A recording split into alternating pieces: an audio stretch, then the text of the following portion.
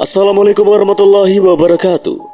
Selamat datang di channel Kang Slamet. Kali ini Kang Slamet akan membawakan sebuah cerita berjudul Kutukan Sewu Lelembut. Cerita ini berhubungan dengan cerita Kutukan Seribu Lelembut, namun dengan sudut pandang Danan dan Cahyo dan permasalahan yang berbeda. Cerita kali ini ditulis oleh Dioseta, dan sebelum kita masuk ceritanya, buat kalian yang belum subscribe channel ini, tekan tombol subscribe-nya terlebih dahulu dan tekan tombol notifikasinya agar kalian tidak ketinggalan cerita seram lainnya dari Kang Slamet. Gak usah berlama-lama lagi, langsung saja kita masuk ceritanya. Kutukan Sewu Lelembut.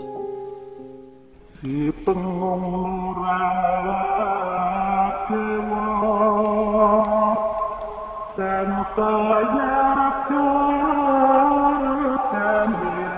tetap.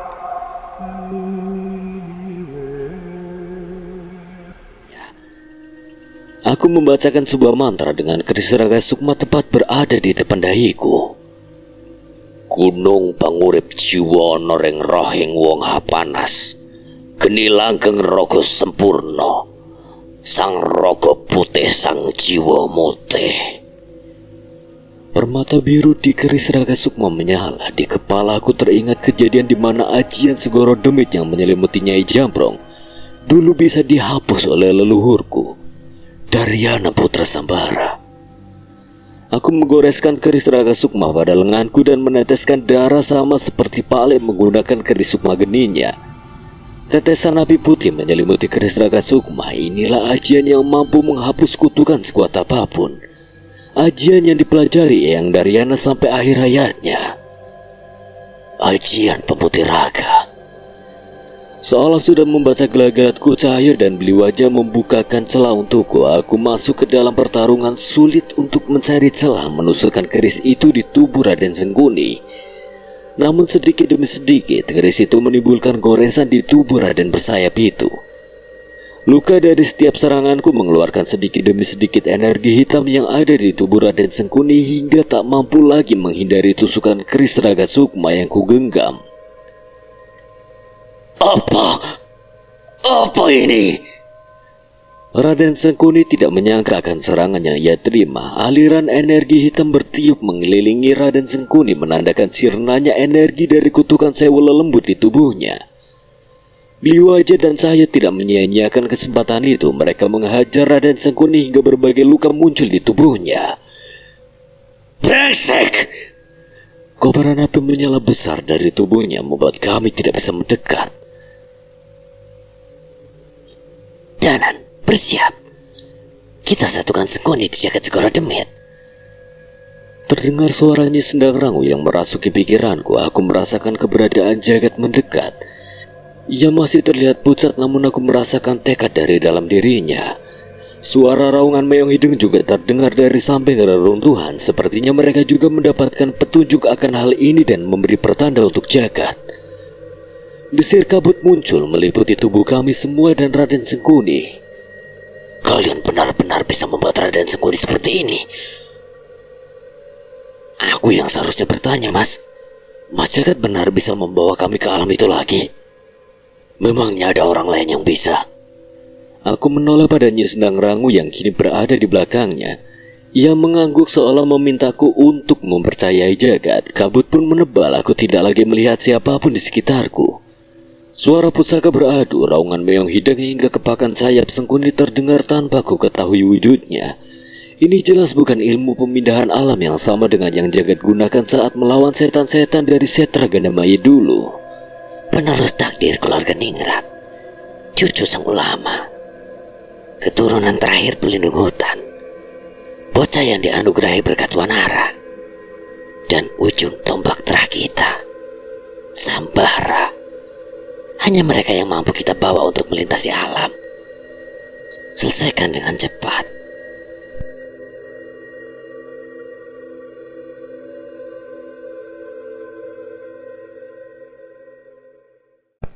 Kabut menghilang, kami tiba di tempat yang seharusnya tidak pernah kami datangi lagi. Tempat yang begitu gelap seolah tidak ada benda langit yang menerangi tempat ini. Yang terlihat hanya hamparan rumput hitam dan pepohonan yang telah mati. Suara pertarungan dan teriakan tak kasat mata terdengar di mana-mana. Di mana ini? Di Tikawaruhan? Bukan. Tempat ini lebih terkutuk daripada itu. Belum sempat mereka mencari tahu apa yang terjadi, tiba-tiba Kimpul, Budi, dan Gama merasakan kesakitan. Mata mereka memerah seolah ingin mengamuk, namun dalam beberapa saat mereka pulih seperti semula. Aku menoleh ke arah Nyi Sendang Rangu yang tengah bermeditasi tak jauh dari tempat jagat berada. Alam ini memiliki kesadarannya sendiri. Bila kita lengah, kesadaran kita akan direnggut. Aku akan membantu menjaga kesadaran kalian. Sementara jagat akan mengumpulkan tenaga kembali untuk membawa kita pulang. Ayat pertarungan ini ada di tangan kalian berlima. Masih terlihat kebingungan di wajah Kimpul, Gama, dan Budi. Namun teriakan Raden Sengkuni yang berusaha mempertahankan kesadarannya membuat kami memilih menyingkirkan kebingungan kami untuk menuntaskan pertarungan ini. Brengsek, tempat apa ini? Apa yang kalian lakukan? Ini kuburanmu. Cahyo tiba-tiba sudah berada di belakang salah satu Raden Sengkuni dan menghajarnya dengan kekuatan Wanasura. Berhasil. Raden Sengkuni tidak bisa memprediksi serangan itu. Jagat Skoro Demi tidak terbatas oleh ruang dan waktu. Pangawruh Raden Sengkuni tidak berguna di tempat ini. Kami akan menahan mereka sampai kau menemukan tubuh aslinya. Baik, Raden Kuroda sudah memberiku petunjuk. Akan kuberi tanda pada kalian. Kita habisi saja mereka bertiga sekaligus. Jangan jumawa. Dia masih bisa memulihkan diri. Dan kita tidak tahu kekuatan apa lagi yang masih disembunyikan Sengkuni. Benar saja, mengetahui keadaan pecahan sukmo yang sudah terluka, salah satu dari mereka mengeluarkan sebuah kantong dari dalam pakaiannya dan menebarkan serbuk seperti pasir. Danang, itu jenges! Aku menyadari hal itu adalah serbuk yang menebar kutukan yang mampu menghabisi satu desa dengan cepat. Aku pun segera meninggalkan Kimpul dan yang lain dan melantunkan sebuah ajian untuk menghalau serbuk kutukan itu. Gambuh Rumakso. Saat menoleh aku sudah melihat Gama memanggil Meong Hideng, namun Meong Hideng mengamuk seolah bertarung dengan kesadaran di alam ini.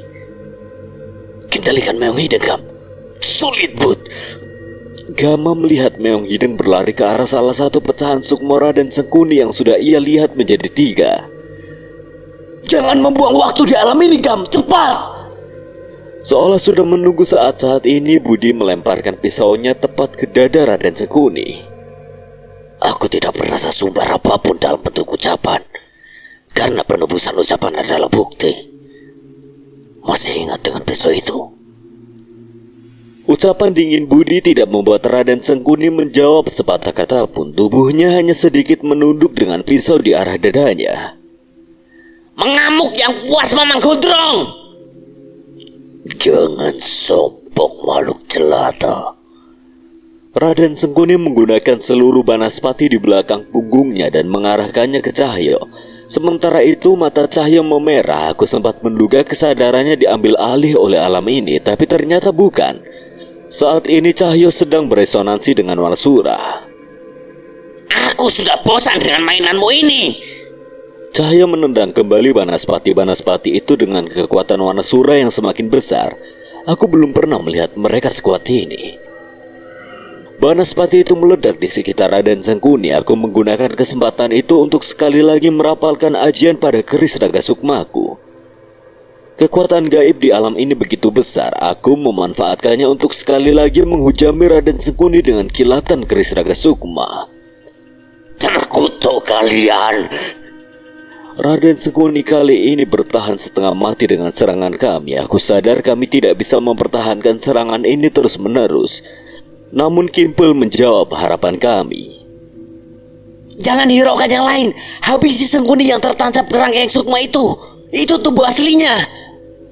Aku dan Cahyo pun dengan mudah menemukan sebuah pisau pusaka yang tertancap di tubuh salah satu Raden Sengkuni. Pisau kerangkeng sukma itu menyegel kemampuan Raden Sengkuni dengan Wirangon yang terus mengawasinya. Kalau mau mengamuk sekarang saatnya, Jul. Ini yang kutunggu-tunggu, Wanasura! Di jagat Skoro Demit ini Wanasura bisa dengan leluasa menggunakan tubuh rohnya. Tangannya masih mengenakan pusaka alas warna marta dan kali ini matanya juga memerah seolah masih menyatu dengan Cahyo.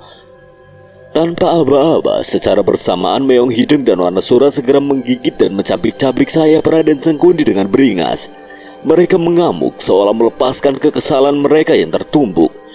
Dengan sadisnya, sayap Lowo Ireng itu dirobek terkoyak dari tubuh Raden Sengkuni. "Terkutuk kalian tidak akan bisa membunuhku." Kami semua tahu itu hanya gonggongan anjing yang sedang terdesak. Serangan Wanasura dan Meong Hideng membuat Raden Sengkuni jatuh menghantam tanah. Ia berusaha berdiri dengan tubuhnya yang penuh luka. "Habisi mereka, bakar semua kekuatan kalian." Raden Sengkuni memerintahkan kedua pecahan sukmonya untuk menyerang kami. Namun dengan pertarungan sebelumnya, ternyata kedua pecahan sukmo Raden Sengkuni tidak mampu merespon dan berbuat banyak. Sepertinya tidak hanya kita, Kimpul dan Mamang Gondrong juga berhasil mengajar pecahan sukmo Raden Sontoloyo ini, Nan. Kami tidak memberikan waktu untuk Raden Sengkuni bertindak. Kimpul bersama Wirangonya sudah menarik kerangkeng sukmo dan Budi sudah melesat dengan menggenggam belatinya. "Cahayaning lintang manunggaling sukmo, kilat gening elangake angkara." Keris Raga Sukma menyala dengan mantra yang kubaca. Kilatan api berkobar menyelimuti bilahnya bersama permata biru yang menyala. "Hapuskan semua kutukan, hapuskan semua angkara, hapuskan semua bencana." Keris Raga Sukma, kerangkeng sukma dan belati andalan Budi menghujam tubuh Raden Angkoro secara bersamaan. Perlahan tapi pasti asap hitam keluar dari tubuh makhluk yang hampir membangkitkan bencana yang bisa memusnahkan ribuan nyawa manusia. Kobaran api yang membakar hutan di sekitar reruntuhan perlahan mulai padam bersama tetesan hujan yang membasahi wajah kami. Napas kami terengah-engah. Setelah kenekatan kami memasuki alam itu sekali lagi, jagat skoro demit. Gimana yang lain? Cahaya berusaha berdiri dan menyaksikan Kimpul, Gama dan Budi masih berusaha untuk bangkit dari kelelahannya. Namun setelah ia menoleh lagi, tiba-tiba raut wajah Cahaya berubah. Ia segera menghampiri seseorang yang tak jauh dari tempat kami berada. "Nan, Mas Jagat!" Benar saja, di sana Mas Jagat terkapar tak berdaya dengan Nyesendang Rangu yang hanya terdiam menatap tubuh itu. Mas Jagat!" Saya berusaha membangunkan Mas Jagat yang sama sekali belum membuka mata itu. Aku mengecek nafas dan detak jantungnya. Sialnya aku sama sekali tidak menemukan detak jantung dan merasakan hembusan nafasnya. "Mas, bangun Mas!" Saya segera menyadari itu dan memompa jantung Mas Jagat. Aku membacakan ajian pemulih untuk menutup semua luka gaib dan mengurangi luka di tubuhnya. Terdengar suara langkah beberapa orang mendekat. Gama dan yang lain cemas dengan apa yang terjadi. "Nan, Mas Jagat." Aku tidak mau menjawabnya. Aku tidak mau menerima kenyataan bahwa harus ada korban di tragedi ini. Namun saat aku menoleh ke arah Nyesendang Rangu, ia tidak berbuat apapun dan hanya menitikkan air matanya. "Mas!" Aku menghantamkan tijuku sekuat mungkin ke tanah, tak mampu menahan perasaanku. Alam jagat skoro demit beberapa waktu yang lalu ketika pusaka menancap di tubuh Raden Sengkuni dan sayap Lowo Irengnya tercabik-cabik oleh amukan Wanasura dan juga Meong Hideng. Sukmanya terbelenggu dengan kerangkeng sukmo sementara kutukannya sirna dengan ajian pemutih raga. Kedua sosok pecahan sukma Raden Sengkuni tidak luput mulai sirna dan kembali ke jasad Raden Brotoseno dan Birawa. Ini adalah akhir dari Raden Sengkuni. Perseteruan Traningrat tidak akan pernah habis dan akan terus meminta nyawa. Itulah kutukan yang sebenarnya. Harus ada yang menggantikanku menumpas Traningrat. Mungkin kau Raden bodoh, atau mungkin kau. Raden Sengkuni mengangkat tangannya menunjukku dengan sisa tenaganya. Keturunan Mahapati yang mengingkari darah birunya. Aku menelan ludah bagaimana ia bisa mengetahui tentang leluhurku, namun itu hanyalah ucapan terakhirnya sebelum teriakan kesakitan yang muncul saat menyadari rasa takutnya akan kematian. Mata Raden Sengkuni melotot tajam seolah melihat berbagai siksaan yang akan dialami setelah kematiannya. Tanpa teriakan itu pun kami semua sudah mengetahui dari raut wajahnya betapa takutnya Raden Sengkuni akan siksaan yang paling menyakitkan itu. Dan itu akan berlangsung selamanya. Kami menjauh dari tubuh yang perlahan terkikis dan sirna itu. Nafas kami terengah-engah dan merasa hampir tidak ada lagi tenaga yang tersisa setelah serangan terakhir tadi. Namun ini adalah jagat Segoro Demit. Pertarungan tadi memancing kedatangan makhluk-makhluk berbagai wujud. Aku tahu mereka sebelumnya hanya memantau kami menunggu celah untuk memangsa kami, dan saat ini mereka mulai berdatangan. Nih, Mas Jagat, kembalikan mereka ke alam manusia. Aku dan Cahyo menaiki tubuh Wanasura dan bersiap menghadang mereka. Dan kalian, kami akan menyusul setelah menahan mereka pergi. Tapi kami sudah pernah tinggal di alam ini cukup lama. Kami cukup mengerti, tapi sangat berbahaya bagi kalian untuk terlalu lama berada di tempat ini. Gama, Budi, dan Kimpul pun mengerti sebuah jalur yang tertutup kabut muncul dari sebuah ilmu yang dirapalkan oleh Mas Jagat. Sementara itu Nyi Sendang Rangu mempertahankan portal itu untuk Gama dan yang lain. Gerbang itu terbuka. Kita bisa ke alam manusia. Suara mengerikan dari makhluk berwujud raksasa bertaring terdengar mendekat dengan cepat. Wanasura, jangan biarkan dia mendekat. Pukulan keras Wanasura menahan raksasa yang lebih besar 2 kali dari tubuh Wanasura itu hingga terpukul mundur. Aku akan memasuki kabut itu dan mendapatkan banyak mangsa manusia. Nenek berekor ular melayang-layang bersama pasukannya mendekat ke arah Jagat. Aku memisahkan sukmaku dan melayang menghadang mereka. Sebaiknya hentikan saja niatmu. Bocah sialan. Aku bertarung dengan sengit dengan setan-setan itu, sementara Cahaya dan Wanasura menghadang raksasa tadi. Tenan! Gama cemas, namun Budi segera menarik tubuhnya dan membawa Gama bergegas menuju kabut bersama Kimpul. Mereka pasti menyusul. Bocah monyet itu tidak selama itu. Jagat dan Nyi Sendang Rangu mengantar kepergian mereka dan memastikan mereka selamat sampai di alam manusia. Pasukan siluman ular itu tumbang satu persatu. Raksasa itu mundur saat mengetahui gerbang sudah tertutup. Namun masih banyak makhluk lain yang memantau ingin memaksa kami. Akhirnya kita harus bertahan di alam ini lagi, Anjol. Walaupun sudah beberapa kali, sepertinya aku tetap nggak akan bisa terbiasa. Gak apa-apa. Jagat dan Nyi Sendang Rangu pasti akan menjemput kita. Aku mempercayai itu. Ia pasti akan kembali dalam waktu dekat setelah memulihkan tubuh dan kekuatannya. Aku tahu Nyi Sendang Rangu tidak bisa lagi membuka gerbang jagat Segoro Demit lagi, dan Jagat tidak memiliki kekuatan untuk melintasi gerbang jagat Segoro Demit lagi dalam waktu dekat. Entah dalam hitungan hari, bulan, atau tahun, kami yakin mereka pasti akan datang. Aku dan Cahyo sama-sama membacakan doa-doa dan ayat-ayat suci yang kami pelajari selama terjebak di alam jagat Segoro Demit. Ini adalah amalan agar kami bisa bertahan dari pengaruh kesadaran alam ini. Mereka datang. Wanasura mengeram. Aku sudah siap menghadapi makhluk-makhluk itu lagi. Setelah ini kita pergi dan mencoba mencari jalan keluar sendiri. Cahaya mengangguk setuju, tapi sebelum serangan kami beradu, tiba-tiba ledakan besar muncul menghadang pasukan setan-setan itu. Aku dan Cahyo kaget dan menoleh ke arah serangan itu. Danan, Cahyo, cepat! Itu ajian Watu Geni Mas Jagat. Dia kembali lagi. Tak melewatkan kesempatan itu, kami segera menghampiri Mas Jagat. Mas, yang lain. Nyi Sendang Rangu yang mengantar mereka.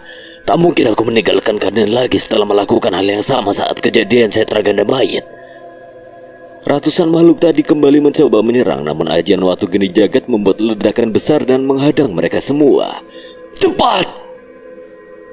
Tapi tepat saat teriakan itu aku menyadari Mas Jagat sedang menahan darah yang seharusnya termuntahkan dari mulutnya. Aku dan Cahyo tidak ingin memakan waktu lagi. Cahyo mengembalikan warna suara ke dalam tubuhnya dan menembus kabut yang dibuka oleh Mas Jagat itu. Alam jagat Segoro Demit hampir tertutup. Kami mengikuti Mas Jagat yang berjalan menuntun kami ke jalur alam manusia. Langkahnya mulai lemah, rupanya tak hanya kami saja yang kehabisan tenaga.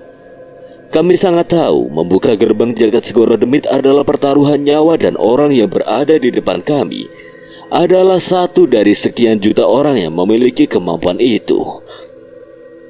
Sampai Jagat membentuk mengangkat telapak tangannya dan ke depan dan membacakan rangkaian mantra lintas jagat untuk mengembalikan kami ke alam manusia. Cahayanya bersinar menyelimuti kami. Namun sekilas kami sempat melihat sosok-sosok mengerikan yang masih mencoba menembus gerbang jagat Segoro Demit yang mulai tertutup. Sebelumnya para pengguna ilmu hitam memerlukan ratusan tahun penantian hingga gerbang jagat Segoro Demit terbuka. Saat itu mereka saling berlomba untuk memasukinya dengan pertaruhan segalanya. Saat memindahkan Dedemit Setra Ganda Mayit, Jagat terbantu oleh pusaka dan saat itu aku, Cahyo dan Pak Lek yang menahan Demit di sana sehingga Mas Jagat hanya memfokuskan kekuatan untuk membuka gerbang saja. Tapi kali ini ia bahkan memindahkan puluhan orang menyelamatkan kami dari Siti Kawaruhan dan membawa kami ke jagat Segoro Demit. Dia benar-benar sangat melewati batasnya. Seharusnya aku sadar bahwa tidak ada tubuh manusia yang bisa bertahan melintasi pembatas alam semengerikan itu. Sudah, Jol. Aku meminta Cahyo menghentikan dirinya yang masih berusaha memompa jantung Mas Jagat. Enggak, Mas Jagat belum boleh pergi.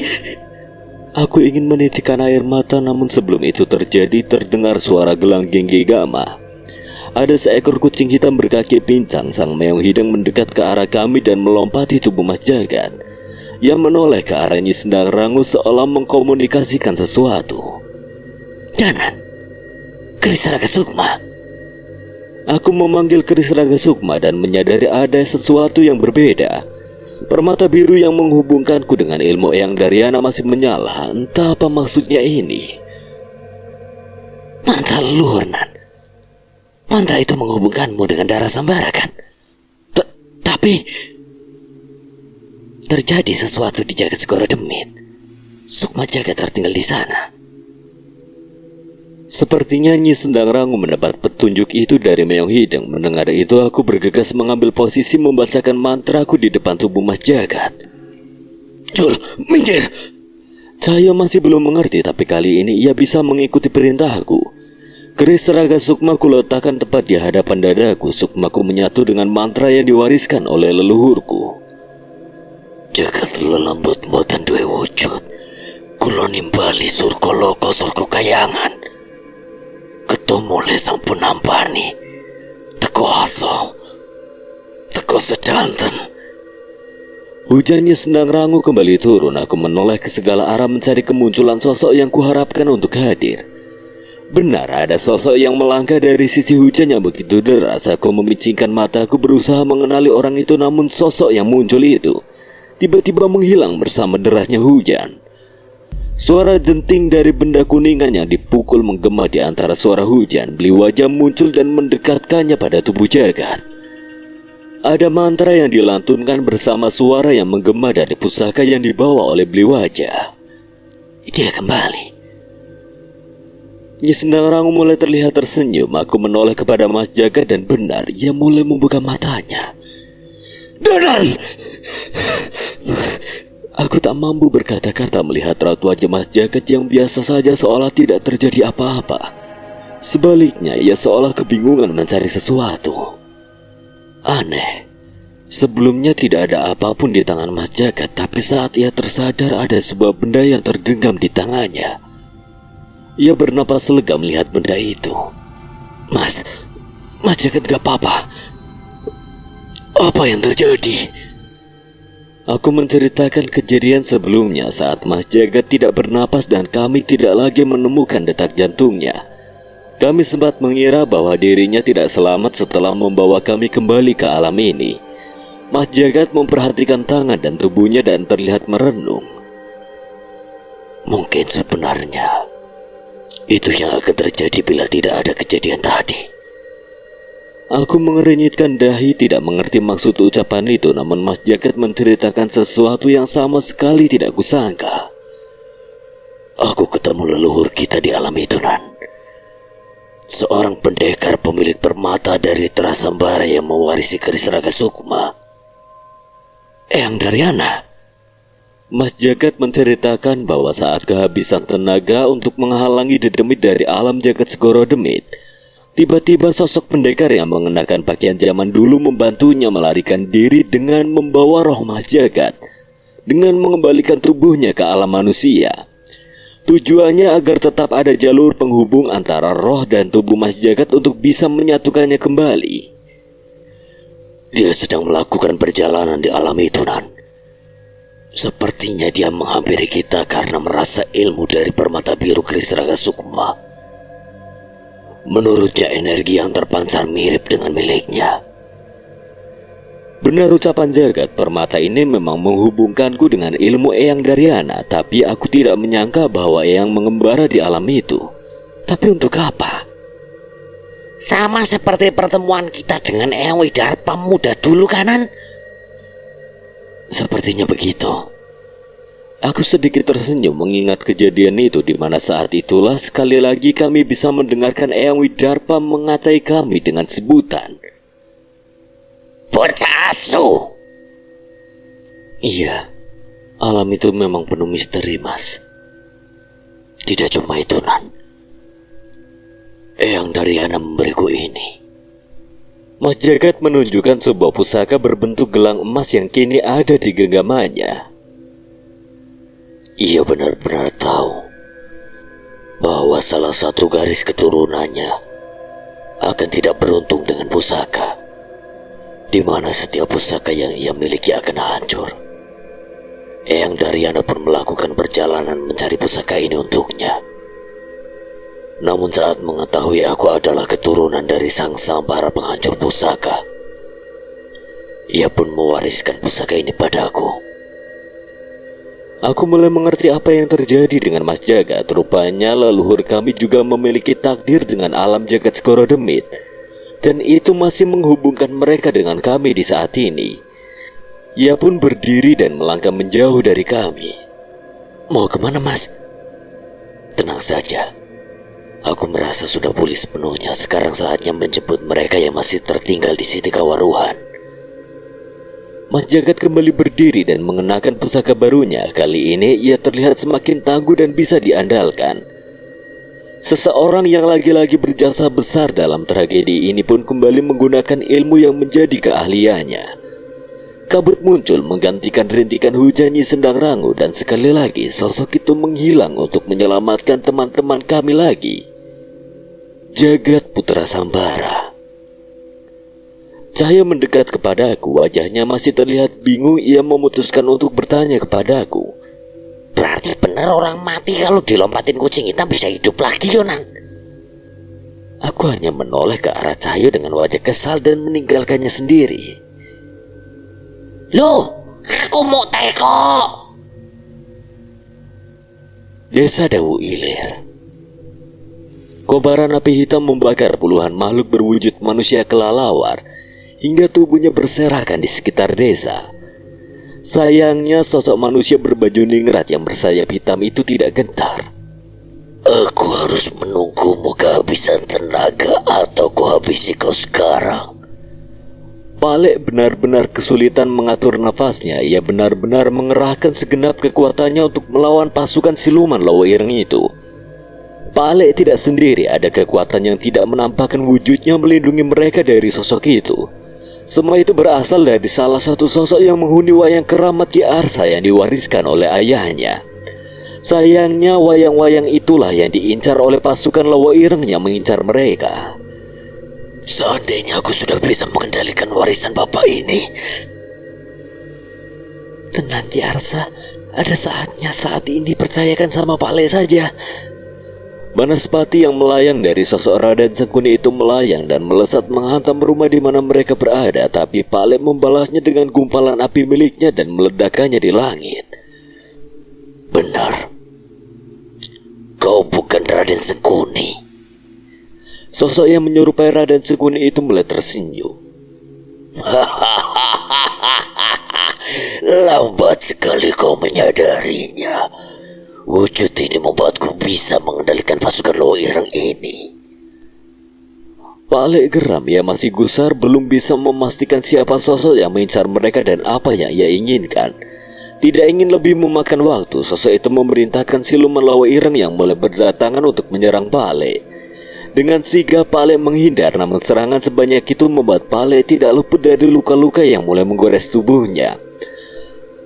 Pak Lek tidak menyerah dan terus berusaha menggoreskan kerisnya ke tubuh makhluk-makhluk bersayap itu. Ia pun mencoba mengincar sosok yang menyerupai Raden Sengkuni itu untuk mengakhiri pertarungan ini. Namun sialnya sosok itu terbang menjauh seolah tidak ingin menghabiskan tenaganya melawan Pak Lek. Hanya wujudmu saja yang sama, namun kau jauh lebih lemah dan lebih pengecut dari Sengkuni. Sosok itu terlihat kesal, namun ia tidak peduli. Katakan itu setelah mengalahkan pasukanku. Pasukan Lowo Ireng itu bersiap mengeroyok Pak Lek. Tanpa menoleh, Pak Lek membacakan mantra yang terikat dengan bilah hitam keris sukma geni miliknya. Seluruh pasukan Lowo Ireng itu tiba-tiba terbakar dengan api hitam yang berasal dari luka yang digoreskan oleh Pak Lek. Teriakan siluman-siluman itu merasa kesakitan. Sayangnya api itu tidak ada niat untuk padam hingga mereka mati. Bahkan silumanmu jauh lebih lemah dari Lowo Ireng bawahan Sengkuni. Sepertinya kali ini Pak Lek berhasil memancing emosi makhluk itu. Bisa-bisa Pak Lek membuat makhluk itu marah. Bahaya. Itu tujuan Pak Lek. Ia memang memancing makhluk itu agar mau menghadapi Pak Lek sendiri. Arsa mengangguk mengerti. Sedikit demi sedikit ia mulai mempelajari pola pertarungan Pak Lek. Dah, kau pikir kau pantas berhadapan denganku? Pak Lek tidak kehabisan akal. Tepat ketika makhluk itu kembali menjauh, tiba-tiba kobaran api menabrak tubuhnya dari belakang. Makhluk itu terpental. Ia adalah geni baraloka Pak Lek yang sudah ia nyalakan dan ia letakkan melayang di punggung sosok yang mirip dengan Raden Sengkuni itu. Pak Lek membuatnya semirip mungkin dengan Banaspati yang melayang-layang di punggung sosok itu. Sial, manusia brengsek. Api berikutnya akan jauh lebih besar dan tidak akan bisa kau padamkan. Sayangnya, serangan kejutan Pak Lek itu tidak bisa berdampak banyak pada sosok itu. Ia masih bisa kembali melayang menjauh dan semakin tidak bisa menahan emosinya. Kerahkan semua, hancurkan seluruh desa ini. Bunuh setiap makhluk yang bernyawa, hancurkan setiap bangunan yang berdiri. Kirimkan lagi 100 pasukan Lowo Ireng. Mendengar itu, wajah Arsa dan Naya pucat seketika. Pak Lek tetap menjaga napasnya untuk menerima setiap kemungkinan yang terjadi. 100 pasukan siluman Lowo Ireng. Walaupun lemah, tapi itu bukan sesuatu yang bisa Pak Lek kalahkan seorang diri. Pak Lek pun bersiap dengan keris sukma geninya yang mengubarkan api di bilah hitamnya. Tolonglah, sekali ini tolong kami lagi. Arsa mengibaskan beberapa wayangnya dengan panik berharap ada salah satu dari sosok yang bersemayam di wayang keramat itu akan membantunya. Kau belum pantas untuk mendapatkan pertolongan mereka, ucap sosok hitam yang muncul dari salah satu wayang yang sedari tadi membantu mereka memberikan perlindungan dari serangan siluman-siluman itu. Dia adalah sosok yang sama yang melindungi anggota padepokan mereka dari kutukan Jenges. Lalu kenapa kau bisa membantu kami sedangkan yang lain tidak? Kelak kau akan mengerti bila memang ditakdirkan. Sosok itu kembali menghilang dengan terus mempertahankan perlindungan yang entah apa bisa bertahan dari serangan 100 siluman Lowo Ireng atau tidak. Terima saja kematianmu. Sosok yang menyerupai Raden Sengkuni itu menunjuk ke arah desa memerintahkan 100 pasukan siluman Lowo Ireng yang ia panggil. Makhluk bersayap itu pun mulai mendekat, tapi Pak Lek melihat ada yang aneh. 100 pasukan? Bukan. Hanya ada tidak lebih dari hitungan jari siluman lowo ireng yang mendekat mengikuti perintah. Pak Lek! Terdengar suara mobil bak yang mendekat bersama rombongan orang di atas baknya. Nan, bener Nan, itu Raden Sengkuni. Terdengar suara Cahyo yang tiba-tiba menyadari sosok yang menyerupai Raden Sengkuni itu. Tidak mungkin, Raden Sengkuni sudah binasa.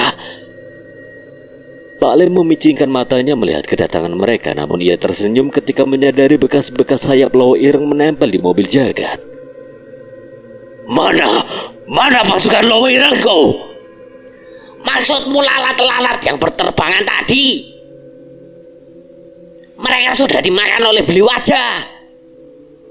Pak Lek menoleh kepada sosok yang sudah lama tidak ia jumpai itu. Beli wajah duduk bersila dengan tenang di sisi paling belakang, tidak mau ikut campur dengan kehebohan Cahyo. Pak Lek penasaran ucapan Cahyo memang sebuah ledekan atau memang benar beli wajah yang melakukan itu.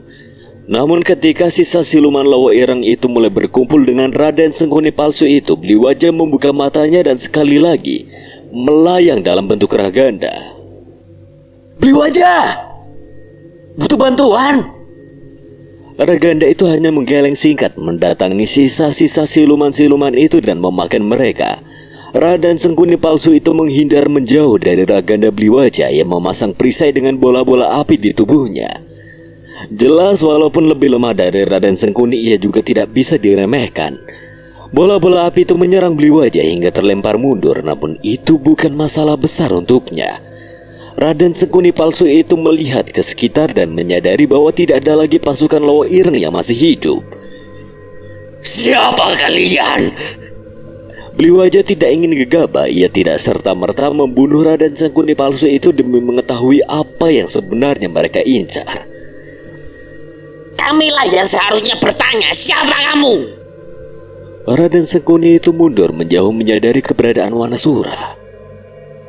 Sepertinya tidak ada gunanya lagi aku menggunakan wujud ini.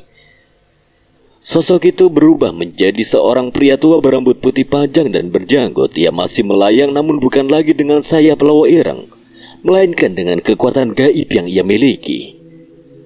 Hati-hati, kalau dia benar-benar bisa melayang, dia pasti bukan makhluk lemah. Nyi Jambrong seolah mengenali sesuatu dari makhluk itu. Benar saja, kilatan-kilatan hitam tiba-tiba mencoba menyambar Danan dan yang lainnya. Beruntung setiap dari mereka mampu cekatan dan menghindari semua serangan orang itu. Kau lengah. Dalam sekejap, Sukma Danan sudah berada di belakang makhluk itu. Keris raga Sukma pun menancap di tubuhnya. Darah hitam termuntahkan dari mulut pria tua itu. Brengsek! Sebuah kilatan hitam menyerang Sukma Danan, namun Danan mencabut kerisnya dan mengadunya dengan kilatan putih miliknya. Darah hitam pekat. Dia siluman, bukan manusia. Danan dan Cahyo menyadari berbahayanya makhluk itu. Cahyo segera melompat dengan kekuatan Wanasura sehingga pukulannya mencapai tubuh makhluk itu. Namun serangannya dapat tertangkis dan membuat Cahyo kembali terjatuh ke tanah. Guntur dan Dirga dengan cekatan menangkap Cahyo yang terjatuh dan bersiap menyerang lagi. Tapi anehnya tiba-tiba makhluk itu tidak lagi ada di langit. Kau...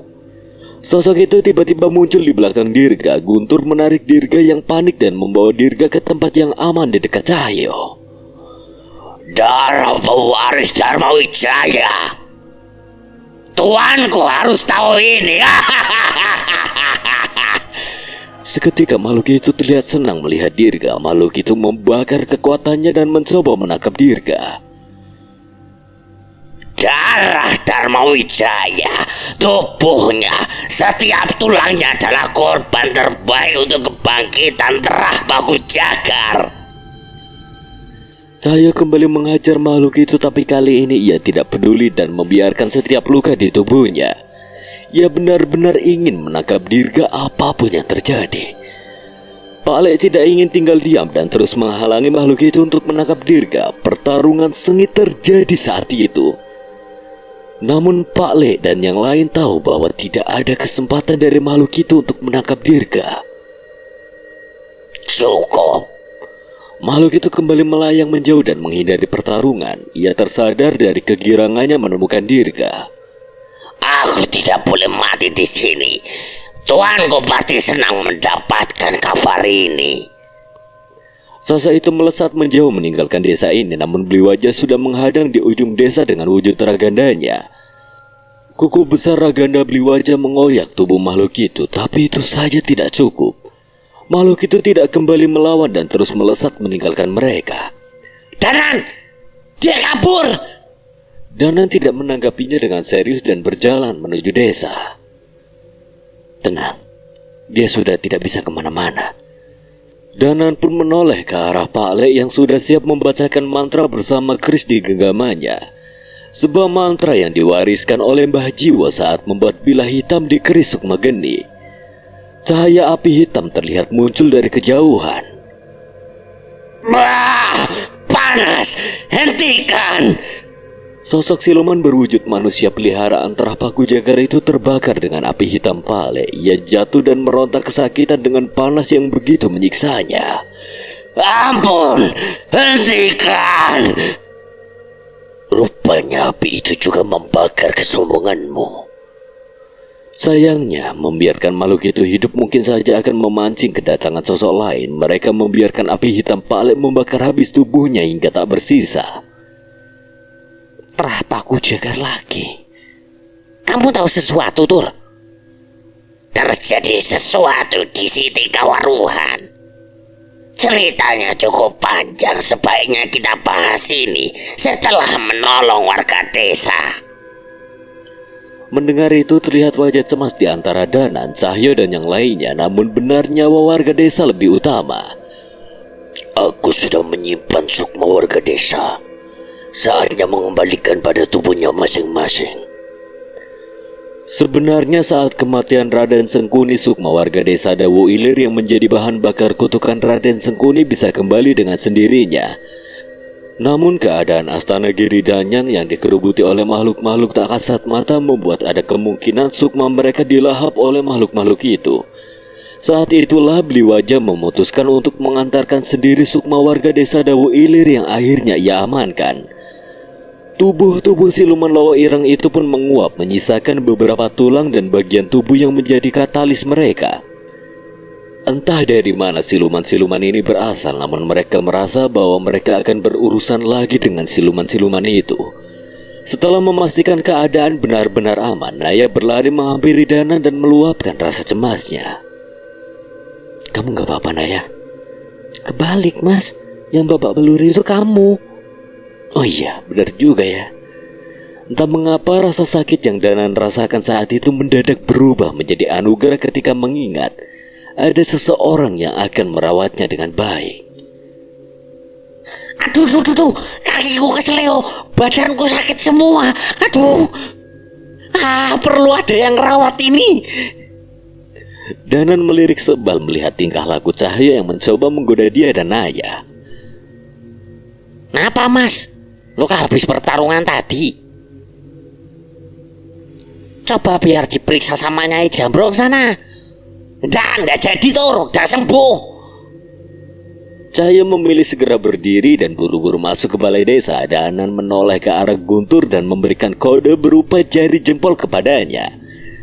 Mereka berdua tertawa atas keberhasilan siasat mereka. Kalian ngetawain apa? Enggak, Yang. Biasa, Mas Cahyo. Dana lebih memilih untuk pura-pura tidak tahu dan menggandeng Naya mengajaknya segera masuk ke balai desa.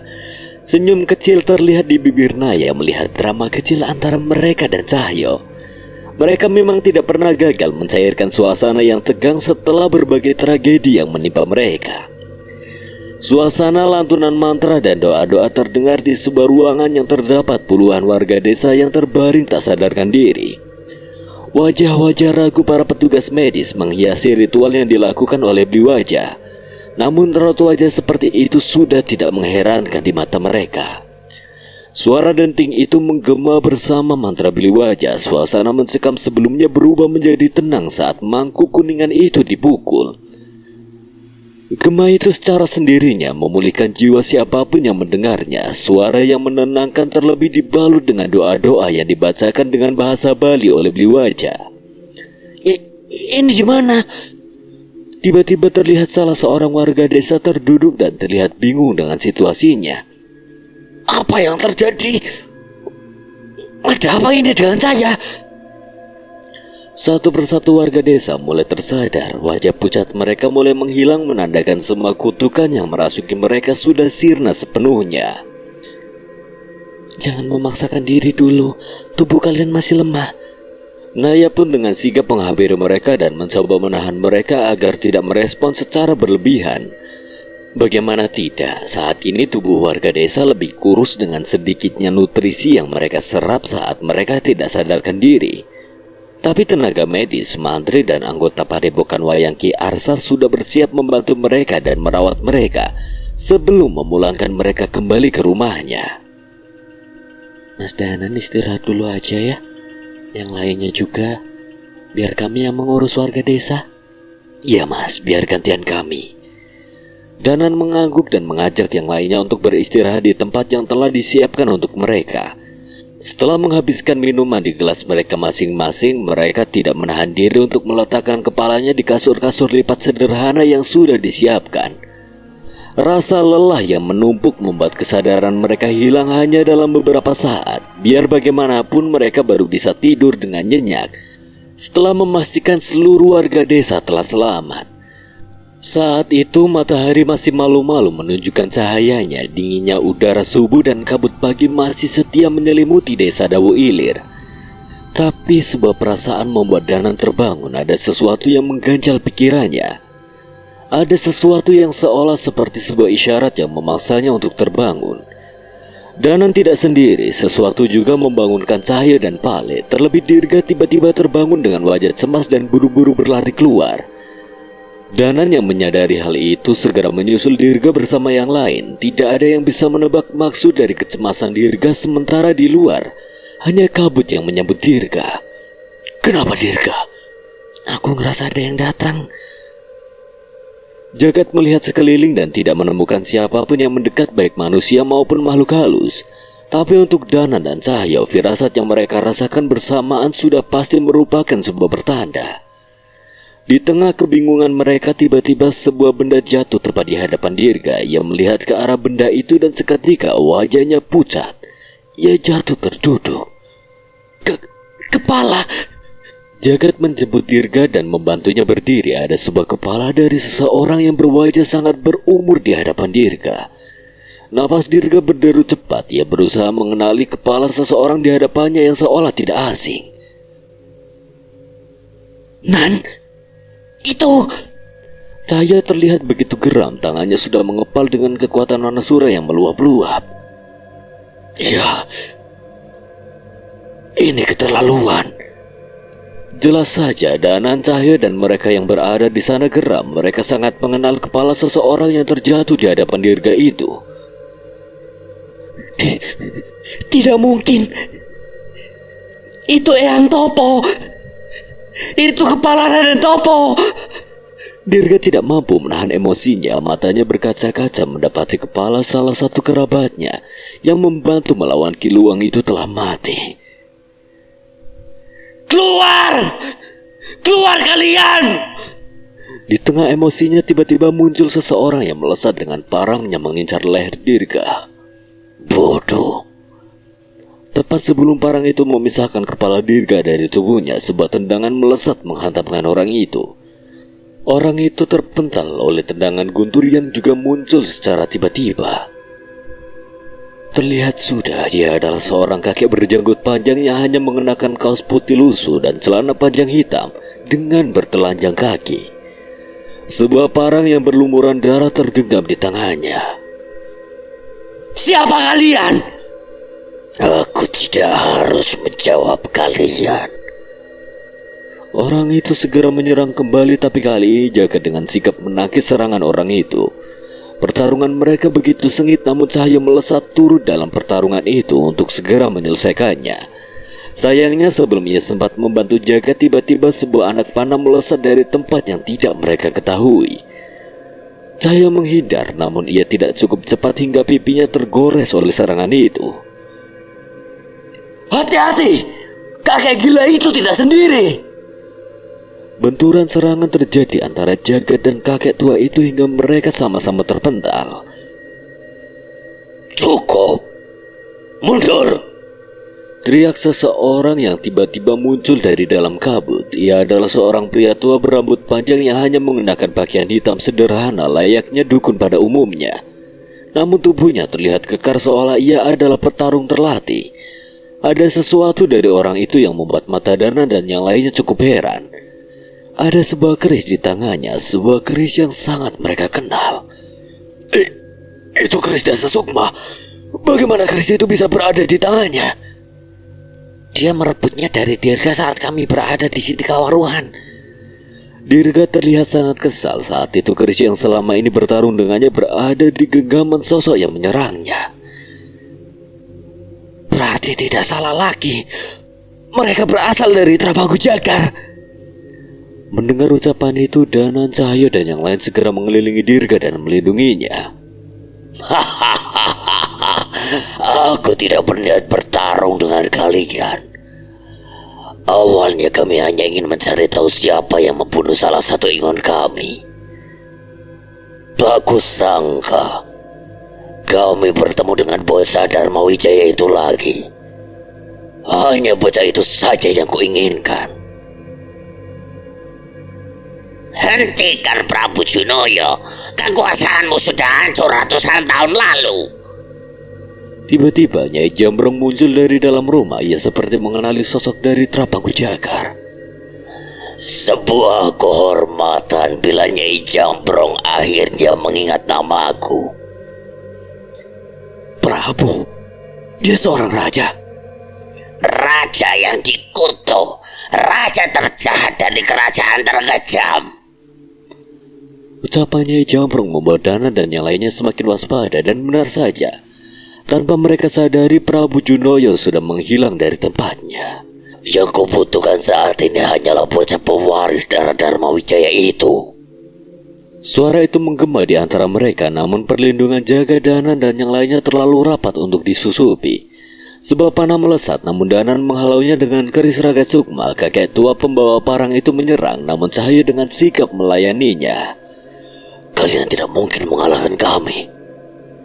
Mengejar orang lemah tanpa pusakanya bukanlah perkara sulit. Prabu Junoyo tiba-tiba berada di antara Dana dan Jagat dengan bentuk tubuh yang menipis dan kembali melebar saat mendekati Dirga. Mati dengan kerismu sendiri adalah hal menarik, bukan? Keris Dasa Sukma Prabu Junoyo beradu. Dirga mengeluarkan sebuah keris yang bisa mengimbangi keris Dasa Sukma di tangan Prabu Junoyo. Kini Danan bisa memiliki kesempatan untuk menghalau Prabu Junoyo dari Dirga. Bagaimana mungkin?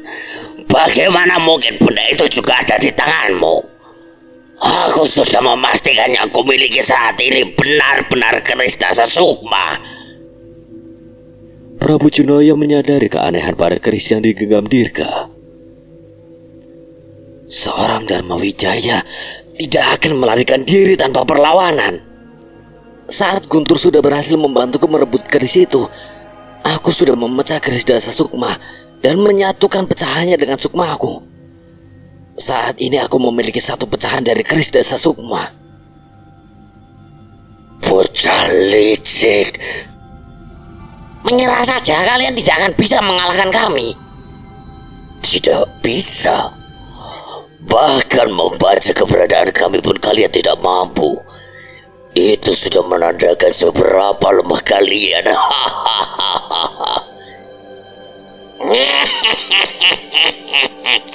Benar, jangan lupa bahkan kakek tua jagoanmu itu saja tidak bisa merasakan kedatangan muridku ini.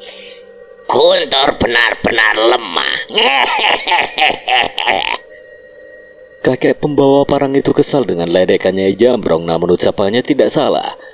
Kelebihan dari Trapaku Jagar adalah ilmu bela dirinya. Hal itu semakin mengerikan ketika mereka memadukan dengan pusaka dan ingon terkuat yang mereka miliki. Tanpa mereka sadari, di sekitar desa tiba-tiba terlihat bola api yang melayang-layang.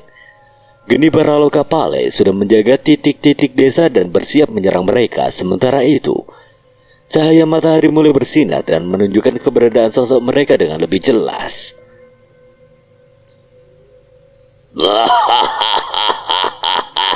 Ini menyenangkan. Aku ingin tahu sekuat apa kau saat semua keluarga Tradharma Wijaya ku habisi. Kita akan bertemu lagi setelah Trapaku Jagar bangkit sepenuhnya. Kita bangkitkan perang terbesar sepanjang masa. Perang dari semua ras yang hanya pernah terjadi di padang Kurusetra. Makhluk itu mundur bersama beberapa sosok yang melesat dalam gelap. Ternyata ada lebih dari 3 orang yang bersama mereka, namun sayangnya Danan dan Cahyo hanya menyadari keberadaan ketiga orang tersebut. Hal itu membuat mereka menyadari kekurangan di diri mereka. Kita harus melawan mereka.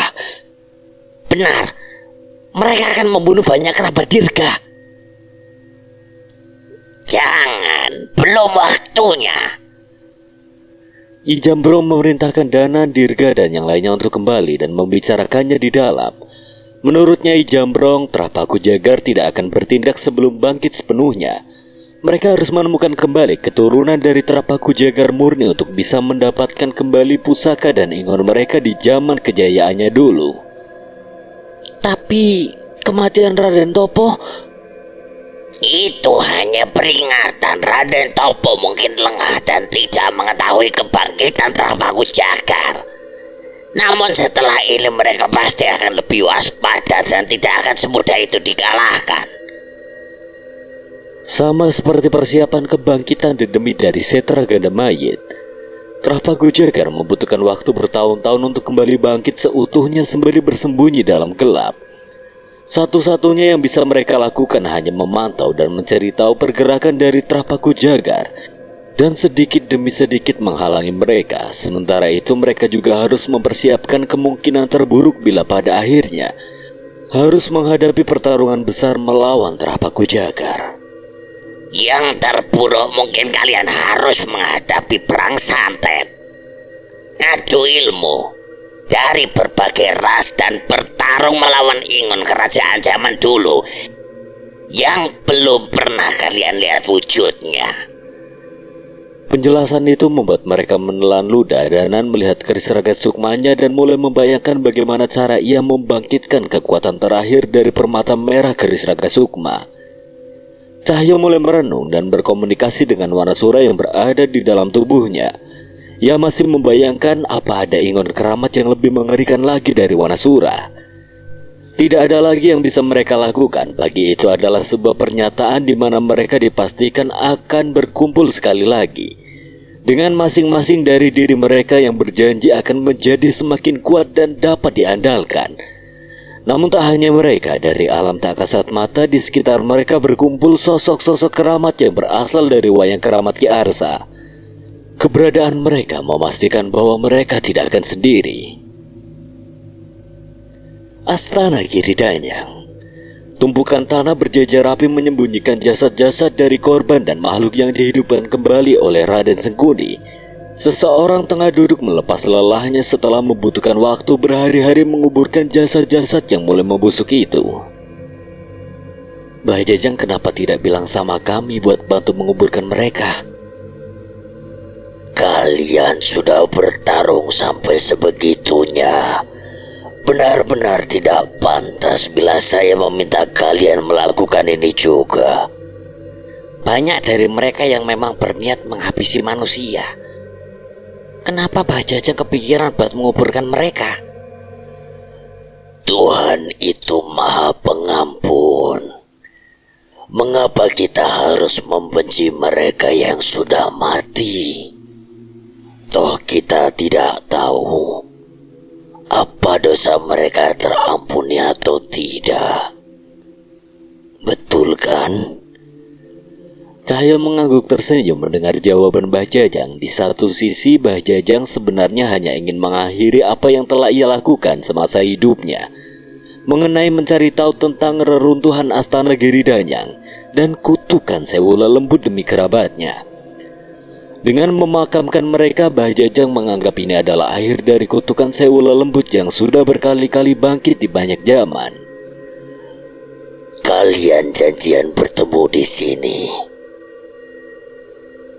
Janjian? Memangnya siapa yang kesini, Bah? Raden muda itu sudah ada di sana sejak tadi. Hanya dia yang mengingat nama-nama dari jasad-jasad ini. Dialah yang menamai semua makam ini.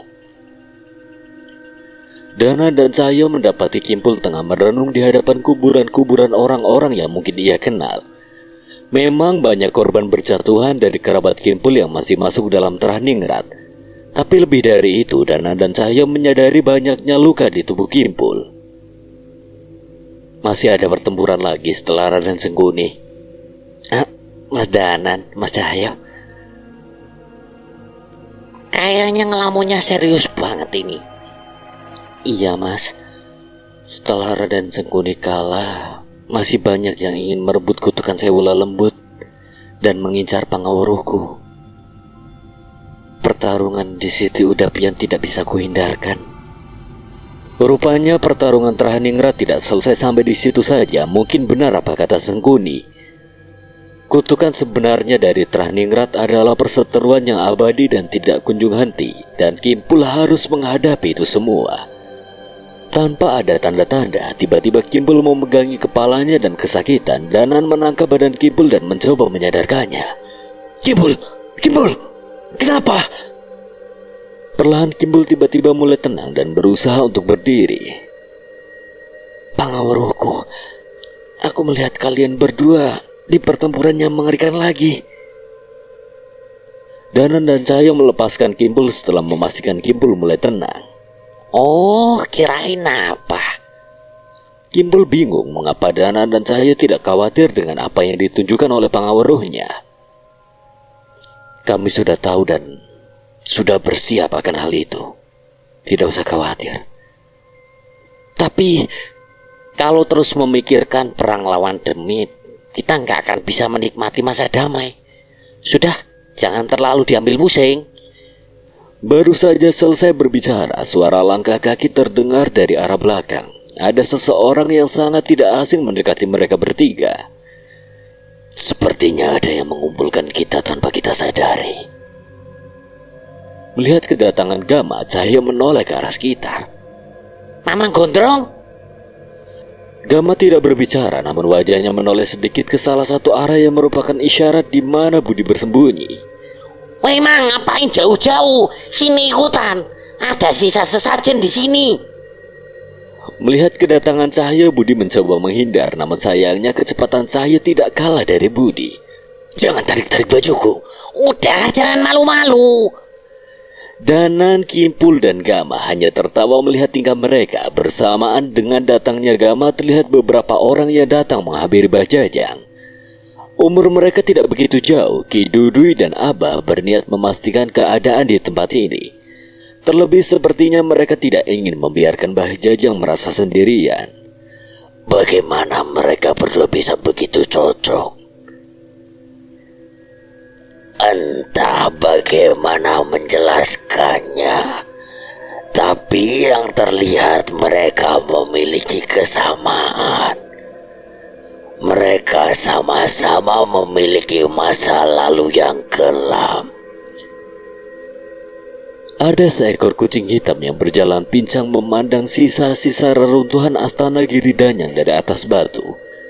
Namun lebih dari seekor kucing, entah mengapa mereka merasa melihat sosok seorang ulama yang mendampingi kucing itu, memandangi sisa-sisa tragedi yang hampir memakan ribuan nyawa. Dia sudah pergi, namun ia tidak benar-benar pergi. Hidupnya adalah perjalanan mencari kebijaksanaan.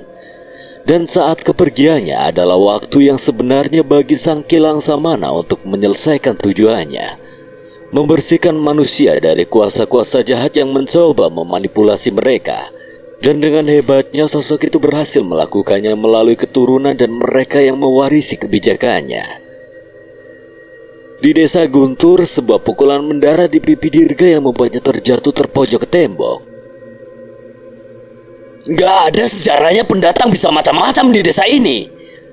Teriak salah seorang pemuda berbaju SMA yang mengerubungi Dirga bersama teman-temannya. Tapi saya teh nggak ngapa-ngapain. Wah, banyak ngomong. Pemuda itu kali ini memukul perut Dirga dan membuat Dirga tertunduk. Namun sebelum pukulannya kembali mendarat ke tubuh Dirga, tiba-tiba sebuah biji salak menghantam wajah pemuda itu. Hei, sama anak SMP beraninya keroyokan. Hei, kalau berani turun kamu. Kalau aku turun, bisa-bisa kalian bawa belur. Jangan sombong kamu. Awas ya. Mereka menaiki pohonnya dipanjat oleh Guntur. Sementara itu Guntur meledek mereka dari salah satu dahan hingga mereka begitu emosi. Sekarang mau lari kemana kamu? Ke bawah lah. Guntur segera melemparkan biji salak ke sebuah sarang lebah besar yang menggantung di pohon itu. Setelah melakukan itu, Guntur melompat dengan mudahnya ke bawah dari ketinggian yang tidak masuk akal itu. Dia kok bisa lompat? Jangan diam aja, kabur. Guntur mengajak Dirga meninggalkan anak-anak SMA itu bersama lebah-lebah yang mulai meninggalkan sarangnya. Tawanya keluar. Guntur pun tertawa terbahak-bahak sambil berlari meninggalkan orang-orang yang mengintimidasi Dirga. Parah kamu, Tur. Kamu yang parah udah dipukulin masih diam aja. Lah nggak sakit kok. Tapi kan harga diri. Setelah cukup lama berlari, mereka tiba di sebuah rumah yang terpayungi sebuah pohon besar. Ada seorang nenek yang sudah menanti mereka di sana. Pokoknya kali ini kita harus menang. Aku gak mau puasa lagi. Tenang, aku udah punya rencana buat menang. Dirga segera melempar tasnya dan berlari menuju Nyai Jambrong yang sudah memasang kuda-kudanya. Tendangan dari kedua pemuda itu dapat ditahan dengan mudah oleh Nyai Jambrong. Kurang tenaga. Nyai Jambrong membalas tendangan mereka dengan menapakkan kedua tangannya di perut mereka. Hanya dengan gerakan itu saja Guntur dan Dirga bisa terpental. Ayo lagi. Kini ilmu bela diri Dirga mulai bisa mengimbangi gerakan Guntur. Kalau cuma segini kalian cuma akan jadi sate lawan pendekar Pangu Jagar. Kalau begini, tiba-tiba Dirga muncul dari dalam bayangan dan sebuah pukulan tiba-tiba saja menggapai pipinya Nyai Jambrong. Belum. Bersembunyi di bayangan hanya jurus dasar bagi pendekar telik sandi. Mereka tidak tahu apakah mereka akan bisa sampai di tahap mampu untuk mengalahkan pendekar Trapaku Jagar atau tidak. Namun bila ada yang bisa memperbesar kemungkinan itu, mungkin pelatihan dari Nyai Jambrong adalah jawabannya. Malam itu warga desa tiba-tiba menutup pintu rumahnya. Ada kabar mengenai warga desa yang hilang selama 2 malam dan kembali dengan tubuh penuh luka dan bau yang sangat amis. Ada penyakit gaib yang menjangkit tubuhnya. Warga desa ketakutan. Sementara kelompok ronda terlihat cemas walau sudah berkeliling secara kelompok. Kita nggak pulang, udah gelap nih. Katanya lagi ada demit berkeliaran. Alah, penakut. Akal-akalan orang gede aja itu. Mereka melanjutkan permainan kartu gaple mereka di salah satu kebun di pinggir desa tanpa menghiraukan peringatan dari warga. Namun di tengah permainan mereka tiba-tiba hawa dingin begitu menusuk. Bulu kuduk mereka berdiri dan merinding dengan tidak wajar. Udah balik aja yuk, makin dingin nih. Ya udah, lapar juga aku. Entah apa alasan mereka, yang pasti mereka merasakan keanehan yang membuat mereka benar-benar tidak nyaman. Baru saja mereka hendak pergi, tiba-tiba dari ujung kebun muncul sosok pocong setinggi 2 meter dengan kain kafan yang menghitam. Sosok itu memandang ketiga pemuda itu dengan wajah yang sudah membusuk dan liur hitam yang terus menetes dari mulutnya. Pocong! Pocong! Tolong! Mereka ketakutan, namun tak satu pun dari mereka mampu bergerak sementara pocong itu mulai melayang dan mendekat ke mereka. Sayangnya pocong itu tidak sendirian. Di belakang pocong besar itu ada beberapa makhluk lagi yang terbungkus kain kafan mengikuti pemimpinnya. Ampun, tolong. Jangan teriak aja, ayo lari. Kakiku gak bisa gerak, bantuin. Ya sama, aku juga celanaku udah basah. Mereka bertiga menangis tak mampu menahan rasa takutnya. Cerita warga tentang warga yang menghilang dan ditemukan dalam keadaan mengenaskan membuat mereka semakin ketakutan. Tolong, siapa saja tolong. Namun tepat saat setan itu mulai mendekat, ada langkah kaki dari belakang mereka. Ya, laganya aja jagoan. Sama setan beginian takut. Guntur berjalan dengan santainya dan melewati ketiga anak SMA itu. Pocong, itu pocong bukan orang. Gak mungkin gak takut. Padahal pocong tuh hantu paling lucu loh. Coba mana ada hantu yang pakai kunciran di kepala selain pocong. Ketiga anak SMA itu heran melihat tingkah laku Guntur dan Dirga yang sama sekali tidak gentar dengan pasukan pocong itu. Yang hitam besar itu urusanku aja, sana urusin yang lain. Jangan kena ludahnya, nyembuhinya repot. Bait-bait ayat suci dilantunkan bersama doa-doa pengusir roh oleh Dirga. Pocong hitam itu terganggu, namun ia semakin marah dengan perbuatan Dirga itu. Tanpa diduga, tiba-tiba pocong itu sudah berada di belakang Dirga dan ingin menyemburkan cairan hitam dari mulutnya. Namun cairan itu hanya jatuh ke tanah tanpa ada Dirga di hadapannya. Kini Dirga lah yang dalam sekejap berada di belakang pocong itu. Harusnya kau nurut sama doa-doa itu biar bisa pergi dengan tenang. Sementara itu Guntur terlihat sedang menghalau sosok pocong yang muncul dengan setiap pukulan dan tendangan yang telah diselimuti doa olehnya. Dirga menghabisi pocong hitam itu dengan amalan api yang membakarnya hingga sirna. Sementara sosok pasukan pocong itu menghilang setelah setiap doa yang Guntur lantunkan berhasil menenangkan mereka yang terikat dengan pocong hitam itu. Wis, aman. Ya udah, langsung balik aja. Kalau kalian sekuat itu, kenapa kalian tidak melawan saat kami pukul? Mas Danan dan Mas Cahyo pernah bilang, kekuatan kami ada untuk melindungi manusia dari makhluk-makhluk seperti tadi. Terus kenapa kami harus melawan kalian yang seharusnya kami lindungi? Ketiga anak SMA itu tercengang mendengar jawaban Dirga. Raut wajah menyesal terlihat di wajah mereka. Asal kalian tahu, yang harus kita hadapi nanti 1000 kali lipat dari kekuatan kalian. Desa Windu Alit. Mungkin Purnama pernah menjadi mimpi buruk bagi setiap insan di desa Windu Alit. Namun tenangnya malam tetap menjadi penawar dari rasa lelah yang didapat dari melalui hari. Tapi untuk Cahyo, Purnama itu adalah saat dimana ia menemukan seseorang yang mampu mengalihkan dunianya. Seseorang yang juga memberi arti bahwa pulang tidak hanya berarti rumah, tapi juga tentang kembali pada seseorang yang selalu menantinya walau tersiksa dalam cemas. Mereka hebat, Yonan. Sudah tahu kita ini jarang bisa ketemu mereka. Kadang gak sempat ngasih kabar. Dan bisa saja kita pulang tinggal nama. Tapi mereka masih aja mau nungguin kita. Aku sudah tahu bagaimana hebatnya ibu dan ayah seolah mengingatkanku tentang bagaimana tegarnya ibu saat kepergian bapak. Mereka adalah perempuan-perempuan istimewa, Jul. Bener, Nan. Tapi kita kenapa jadi melankolis gini yo? Mana ngomongnya sambil nangkring di pinggir kandang ayam? Nggak cocok, Nan. Kowe sing mulai, Nyok. Apa kuwi? Kunyuk. Masem, awas kowe yo. Cahyo mengejar Danan. Danan pun bermain aman dengan bersembunyi di belakang Sekar. Iki ono apa sih? Iku lho si Danan ngatain aku kunyuk. Kalau diledek ketek aku terima.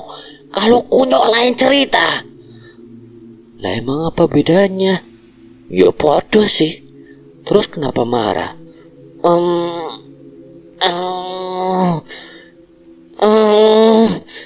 Cahyo mendadak menjadi bingung menjawab Sekar. Sementara itu Danan mengintip dari belakang Sekar dan menjulurkan lidahnya. Awas kamu, Nan.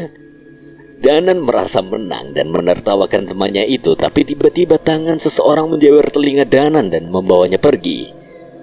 Udah gede masih kayak bocah. Pantasnya Iki Rana pusing mikirin kamu. Ampun ayah, bercanda doang itu. Boh. Kali ini gantian Cahyo yang tertawa melihat nasib Danan di tangan Naya. Walau begitu, di mata Cahyo ia benar-benar melihat sosok Naya yang benar-benar seperti Nyai Kirana, ibu dari Danan.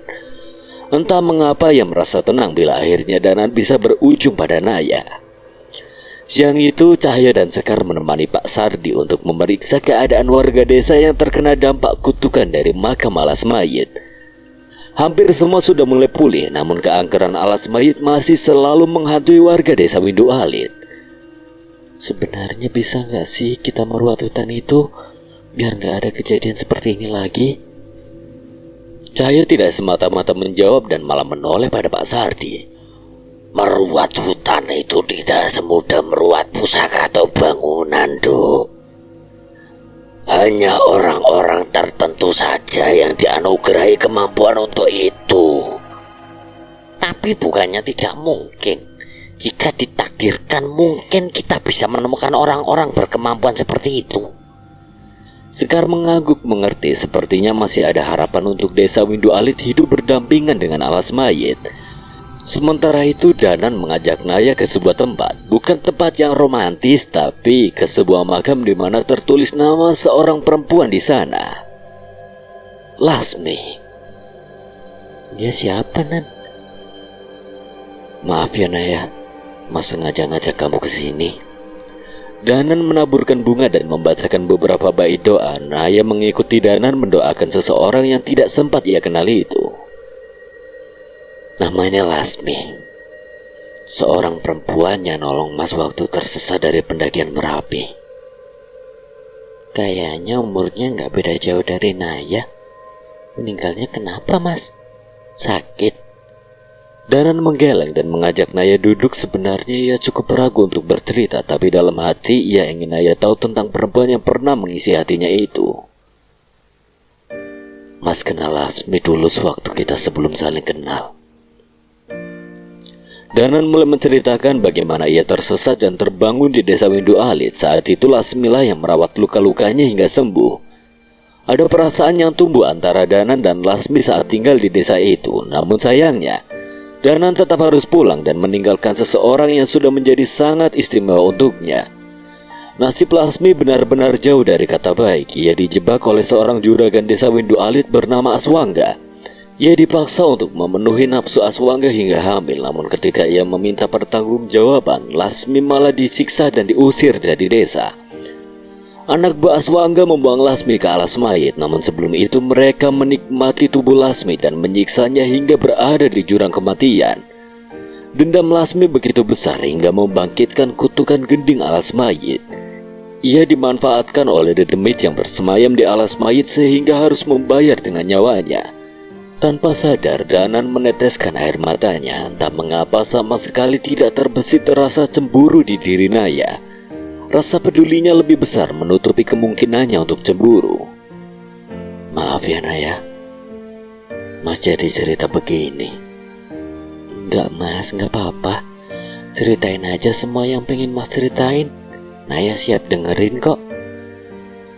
Makasih ya. Danan mengajak Naya kembali berdiri dan meninggalkan tempat itu. Namun sebelum pergi, Danan mengucapkan beberapa patah kata di depan makam Lasmi. Lasmi, ini Naya, orang pilihan Mas Danan. Mas sudah nemuin seseorang yang bisa melengkapi hidup Mas Danan. Seseorang yang dengan setia menunggu kepulangan Mas Danan. Seseorang yang bisa membuat Mas Danan merasa sebagai laki-laki yang paling bahagia di bumi ini. Doakan kebahagiaan kami ya. Dan semoga kamu juga di sana mendapatkan tempat yang terbaik.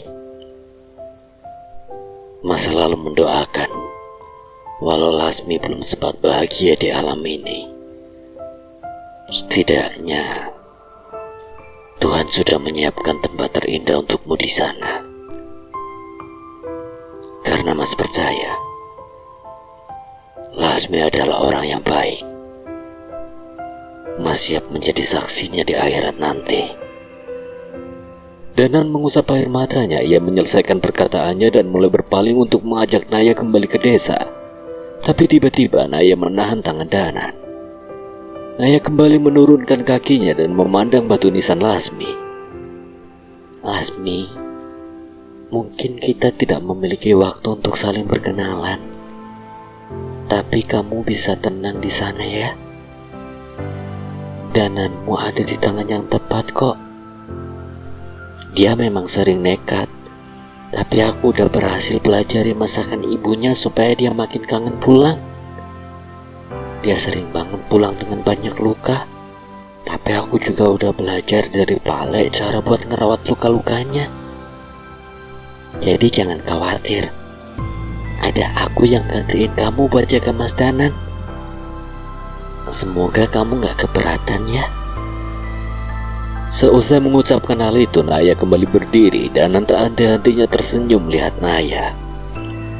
Tidak ada yang melihatnya, tapi hutan itu dan segala isinya menjadi saksi tentang keteguhan sepasang manusia untuk saling menyayangi dan saling menjaga di akhir hayatnya. Tidak ada yang melihat pemandangan yang begitu indah, di mana seorang perempuan menggandeng dan menyandarkan kepalanya di bahu seorang pria yang sangat dicintainya. Sekian dan terima kasih untuk Dioseta yang telah mengizinkan saya membawakan ceritanya. Apabila ada kesalahan atau kekurangan, Kang Selamat memohon maaf sebesar-besarnya. Akhir kata, Kang Selamat pamit undur diri. Wassalamualaikum warahmatullahi wabarakatuh.